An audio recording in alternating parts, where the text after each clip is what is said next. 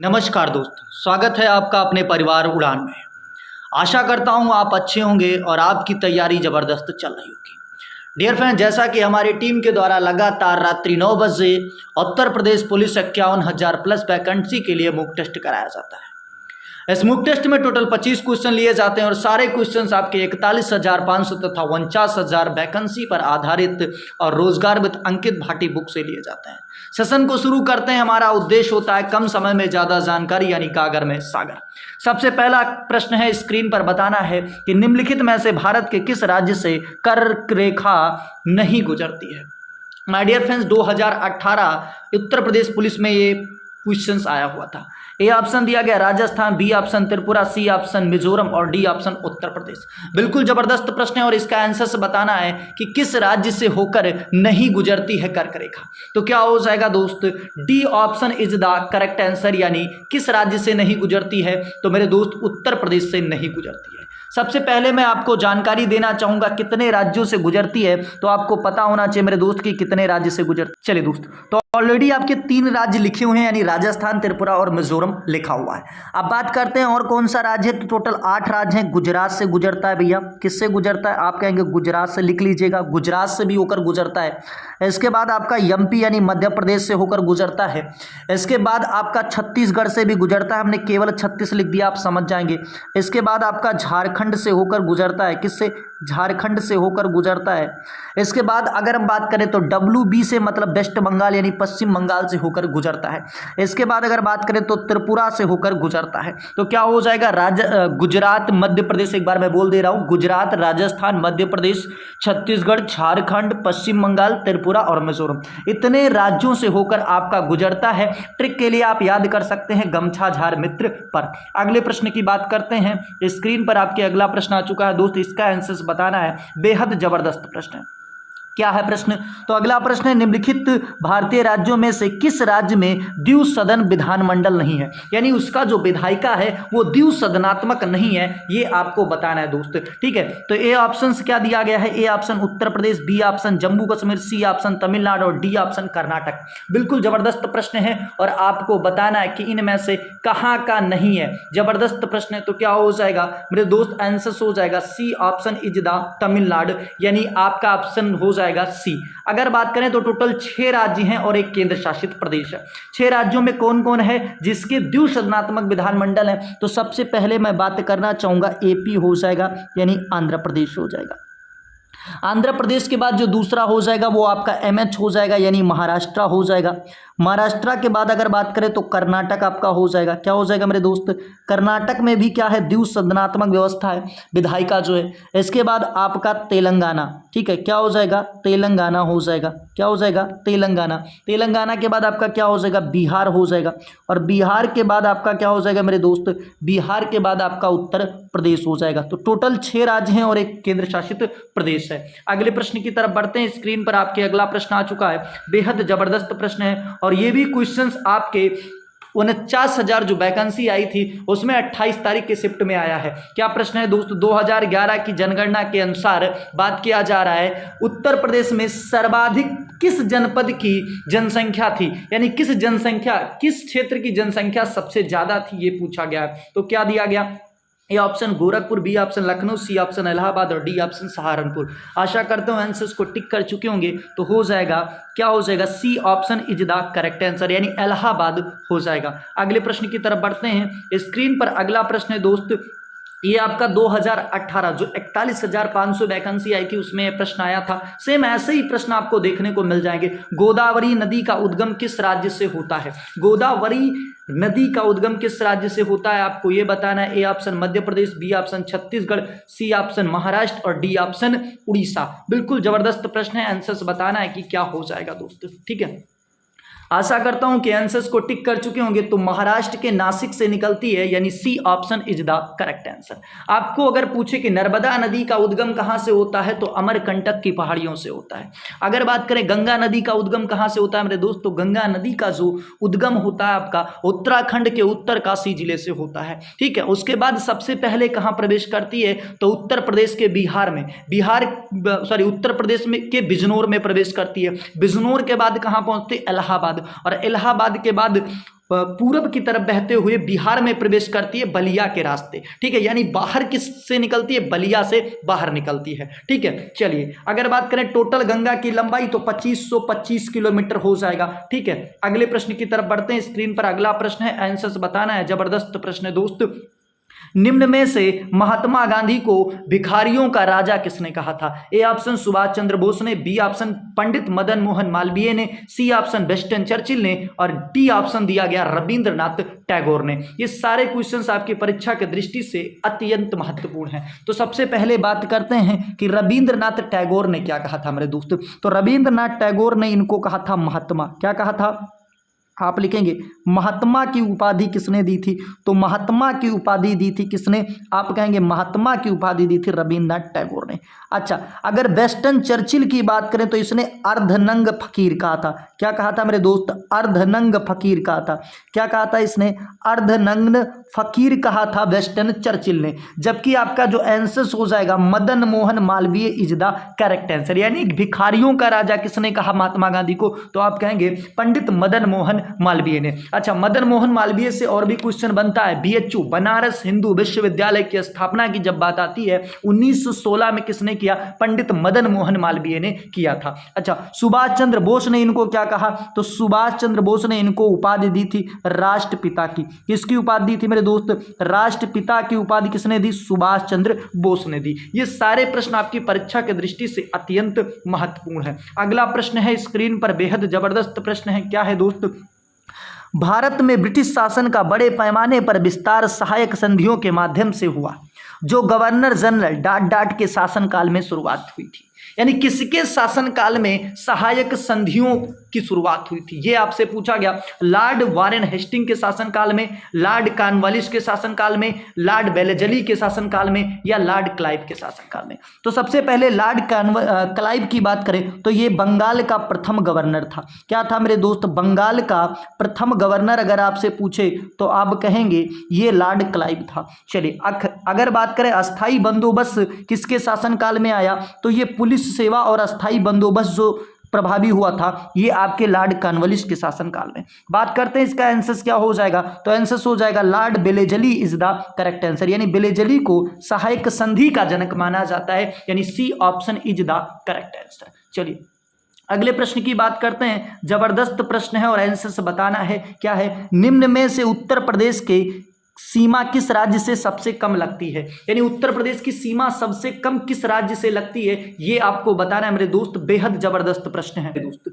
बिल्कुल आंसर आपको बताना है। A option Bihar, B option Madhya Pradesh, C option Haryana और डी ऑप्शन हिमाचल प्रदेश। बेहद जबरदस्त प्रश्न है और आंसर बताना है। अगर बात करें सबसे ज्यादा यानी सबसे अधिक की बात करें तो अधिक लगता है मध्य प्रदेश का। किसका लगता है? अधिक सबसे लगता है मध्य प्रदेश का। टोटल 11 जनपद की सीमा लगती है। कितने जनपद की मेरे दोस्त? 11 जनपद की सीमा लगती है उत्तर प्रदेश के। अगर बात करें कि तो क्या हो जाएगा इसका answer? Himachal Pradesh is the correct answer. अच्छा, हिमाचल प्रदेश की सीमा सबसे कम लगती है उत्तर प्रदेश के केवल एक जनपद से लगती है। उस जनपद का क्या नाम हो जाएगा मेरे दोस्त? सहारनपुर हो जाएगा। क्या हो जाएगा? सहारनपुर हो जाएगा। यानी सहारनपुर की सीमा ठीक है हिमाचल प्रदेश से लगती है। इसके बाद अगर बात करें ठीक है सबसे ज्यादा विश्व में सबसे ज्यादा सीमा किस जनपद की लगती है, तो आपका सोनभद्र हो जाता है, जो कि 4 राज्यों की सीमा सोनभद्र से लगती है। अगला प्रश्न स्क्रीन पर आ चुका, बेहद जबरदस्त प्रश्न है। उत्तर प्रदेश राज्य का एकमात्र प्रमाण विद्युत केंद्र कहां पर स्थित है? प्रमाण विद्युत केंद्र के बारे में पूछा गया है। एकमात्र प्रमाण विद्युत केंद्र है वो कहां पर स्थित है, ये आपसे पूछा गया। तो ए ऑप्शन दिया गया Singrauli Sonbhadra, B option Narora Bulandshahr, C option दिया गया सोनराई ललितपुर और डी ऑप्शन दिया गया इनमें से कोई नहीं। बिल्कुल जबरदस्त प्रश्न है मेरे दोस्त, बताना है आपको कि इसका आंसर क्या हो जाएगा। चलिए स्पीड को थोड़ा करते हैं फास्ट। चलिए तो आशा करता हूं आंसर्स को टिक कर चुके होंगे। क्या हो जाएगा? Narora is the correct answer. यानी नरौरा बुलंदशहर के अंदर एकमात्र प्रमाण विद्युत केंद्र है, वो भी कहां पर? नरौरा बुलंदशहर के अंदर। अगर सिंगरौली की बात करें मेरे दोस्त तो सिंगरौली जो है ये सोनभद्र क्षेत्र में पड़ता है। ये कोयला के लिए उत्तर प्रदेश में प्रसिद्ध है। अगले प्रश्न की बात करते हैं, जबरदस्त प्रश्न है और आंसर से बताना है मेरे दोस्त क्या क्वेश्चन पूछा गया। अगला प्रश्न पूछा गया, उत्तर प्रदेश के किस जनपद की जनसंख्या घनत्व सबसे कम है? किस जनपद की जनसंख्या घनत्व सबसे कम है? यह प्रश्न अपने आप में बहुत ज्यादा जरूरी है। सबसे कम जनसंख्या घनत्व किसकी है दोस्त, ये आपको बताना है। बिल्कुल जबरदस्त प्रश्न है, स्क्रीन पर बताना है। चलिए, सबसे कम जनसंख्या घनत्व किसका है? ठीक है, जबरदस्त प्रश्न है, इसका आंसर आपको बताना है दोस्तों। तो क्या हो जाएगा, आंसर हो जाएगा आपका A option is the correct answer, यानी क्या हो जाएगा, A option is the correct answer. अगर बात करें उसके बाद क्या हो जाएगा दोस्त, चलिए दोस्त एक बार इस प्रश्न को दोबारा देख लेते हैं। जनसंख्या घनत्व सबसे कम पूछा गया, तो सबसे कम अगर बात करें तो ललितपुर का हो जाएगा। सबसे कम की अगर बात करें जनसंख्या घनत्व किसका है तो ललितपुर का है। जबकि सबसे ज्यादा अगर बात करें, सबसे ज्यादा यानी जनसंख्या घनत्व मतलब सबसे ज्यादा जो पाया जाएगा वो गाजियाबाद में पाया जाएगा और सबसे कम जो पाया जाएगा वो ललितपुर में पाया जाएगा। ठीक है, चलिए अगर बात करें सबसे ज्यादा जनसंख्या कहाँ है, तो सबसे ज्यादा जो जनसंख्या होगी वो प्रयागराज में, और सबसे कम जनसंख्या की बात करें तो महोबा के अंदर पाया जाएगा। अगले प्रश्न की तरफ बढ़ते हैं। स्क्रीन पर अगला प्रश्न है, बेहद जबरदस्त प्रश्न है। क्या है दोस्तों, अगला प्रश्न है, प्रसिद्ध सबरीमाला मंदिर निम्न में से भारत के किस राज्य में स्थित है? सबरीमाला मंदिर के बारे में पूछा जा रहा है। अच्छा, विरूपाक्ष मंदिर कहां पर है? कमेंट बॉक्स में बताना है मेरे दोस्त कि विरूपाक्ष मंदिर कहां पर है। सबसे पहले तो आंसर बताना है इसका कि सबरीमाला मंदिर कहां पर है। आंध्र प्रदेश के अंदर, कर्नाटक के अंदर, तमिलनाडु के अंदर या केरल के अंदर। बिल्कुल जबरदस्त प्रश्न है और इसका आंसर बताना है कि सबरीमाला मंदिर कहां पर स्थित है। आशा करता हूं कि आंसर्स को टिक कर चुके होंगे। तो आंसर आपका क्या हो जाएगा, D option is the correct answer, यानी कहां पर स्थित है, केरल के अंदर आपका स्थित है सबरीमाला मंदिर। अगले प्रश्न की तरफ बढ़ते हैं दोस्तों। अगला प्रश्न स्क्रीन पर आ चुका है, बेहद जबरदस्त प्रश्न है और आंसर पूछा गया है कि इनमें से उत्तर प्रदेश का नवीनतम मंडल कौन सा है। नवीनतम मंडल का मतलब है कि 18वां मंडल कौन सा है, यानी टोटल 18 मंडल उत्तर प्रदेश में है दोस्त।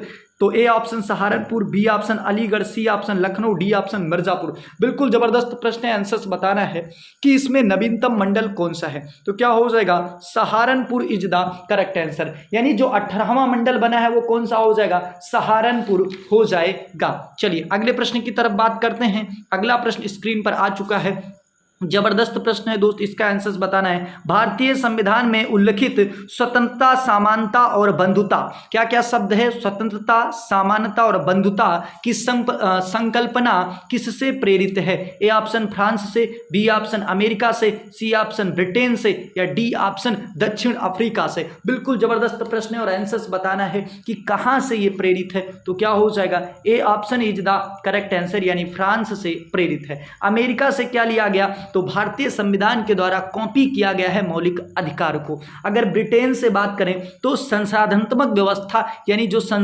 संसद की व्यवस्था है वो कहां से ली गई है, वो आपकी ब्रिटेन से ली गई है। दक्षिण अफ्रीका से बात करें तो जो हमारे संविधान में संशोधन प्रक्रिया होती है, जिसको हम कहते हैं अनुच्छेद 368 के तहत होता है, तो ये जो प्रक्रिया ली गई है दक्षिण अफ्रीका से ली गई है। अगले प्रश्न की बात करते हैं। स्क्रीन पर अगला प्रश्न है, बेहद जबरदस्त प्रश्न है दोस्त।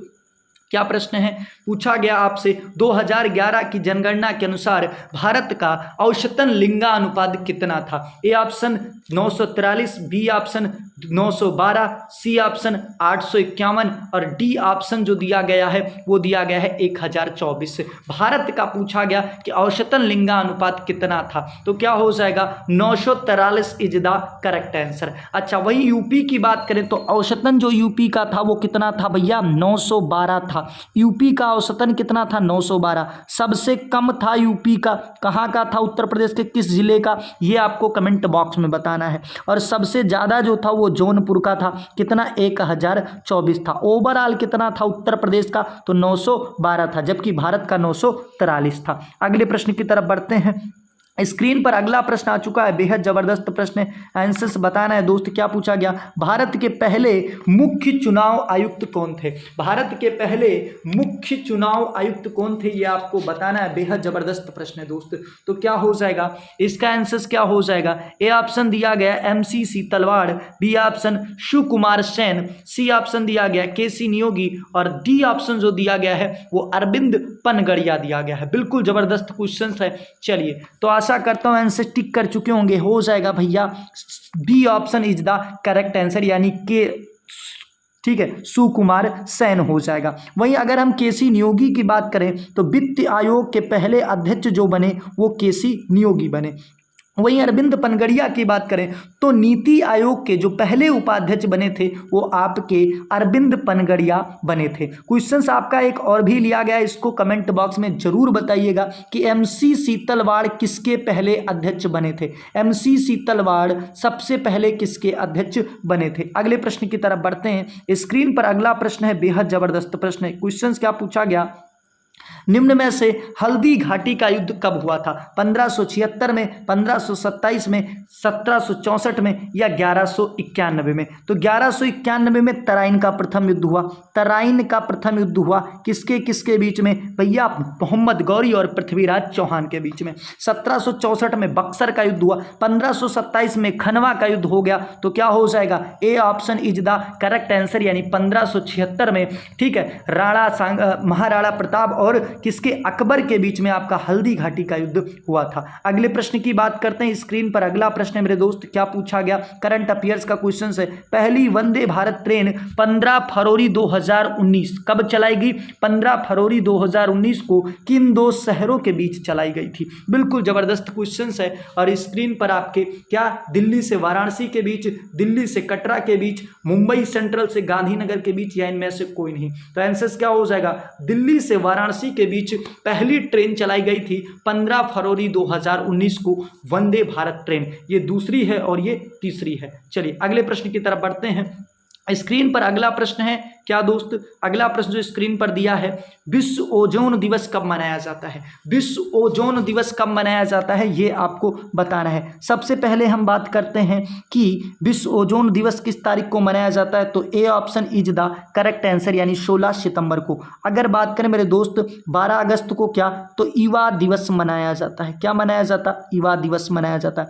21 जून को योग दिवस मनाया जाता है। क्या मनाया जाता है मेरे दोस्त? अगर 21 जून की बात करें तो योग दिवस मनाया जाता है। क्या मनाया जाता है? एक योग दिवस। अगर 1 दिसंबर की बात करें तो एड्स दिवस के रूप में मनाया जाता है। चलिए अगले प्रश्न की तरफ बढ़ते हैं। स्क्रीन पर अगला प्रश्न है जो कि अभी आपका विवाद चल रहा था। उत्तर प्रदेश के एक कुश्ती संघ के अध्यक्ष हैं, उन्हीं के खिलाफ, ठीक है, तो बहुत ज़्यादा चर्चा में रहा, इसलिए प्रश्न आपकी परीक्षा में बन सकता है, ध्यान में रखिएगा। अगला प्रश्न है, प्रसिद्ध पहलवान बजरंग पुनिया किस राज्य से संबंधित है? A option Haryana, B option Uttar Pradesh, C option Himachal Pradesh, D option Karnataka. तो क्या हो जाएगा? Haryana is the correct answer. अगले प्रश्न की तरफ बढ़ते हैं। स्क्रीन पर अगला प्रश्न है, बेहद जबरदस्त प्रश्न है दोस्त। क्या पूछा गया? अगला प्रश्न कि 5वें खेलो इंडिया यूथ गेम्स 2023 का आयोजन कहां पर किया गया? जबरदस्त प्रश्न है। 5वें खेलो इंडिया यूथ गेम्स 2023 का आयोजन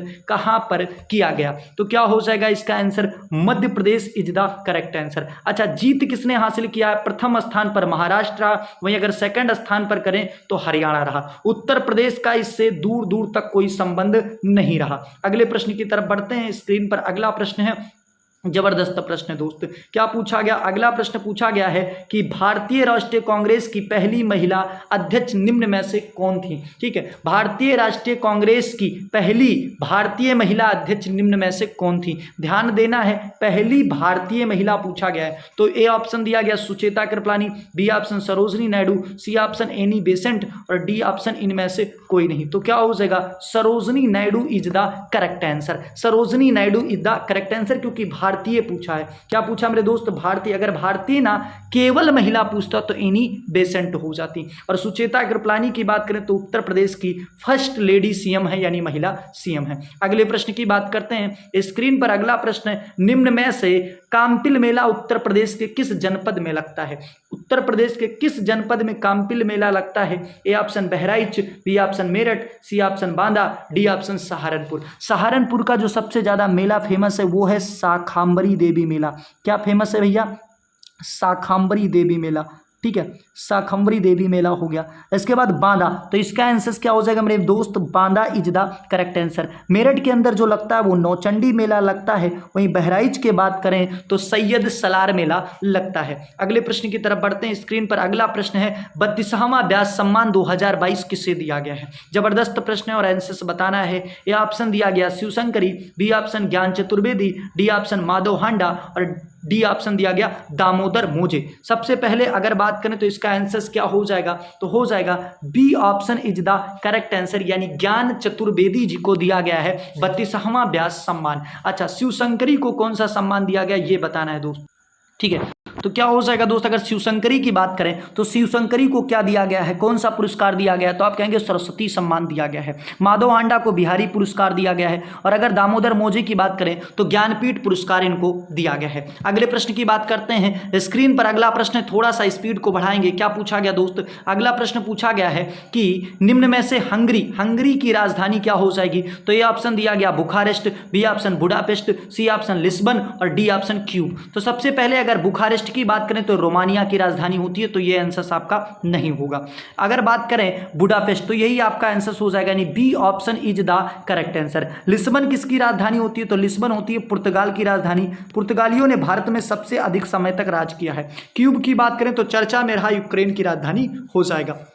अगले प्रश्न की बात करते हैं। अगला प्रश्न स्क्रीन पर है दोस्त और बेहद जबरदस्त प्रश्न है। क्वेश्चंस क्या पूछा गया, निम्न में से कोशिका का प्रोटीन फैक्ट्री किसे कहते हैं, तो आंसर क्या हो जाएगा, ribosome is the correct answer. Lysosome की बात करें तो लाइसोसोम को क्या कहते हैं, कोशिका का क्या कहते हैं दोस्त, आत्मघाती थैली कहते हैं। केंद्रक की बात करें तो कोशिका का दिमाग किसे कहते हैं, केंद्रक को कहते हैं। अगर गल्जी काय की बात करें तो ये आपको कमेंट बॉक्स में बताना है कि कोशिका का गल्जी काय को क्या कहते हैं। अगले प्रश्न की तरफ बढ़ते हैं। स्क्रीन पर आपके अगला प्रश्न है, बेहद जबरदस्त प्रश्न है और आंसर बताना है। क्या पूछा गया, भारत के राष्ट्रपिता महात्मा गांधी द्वारा अहमदाबाद आंदोलन कब चलाया गया था। A option 1917, B option 1918, C option 1920 और डी ऑप्शन 1930।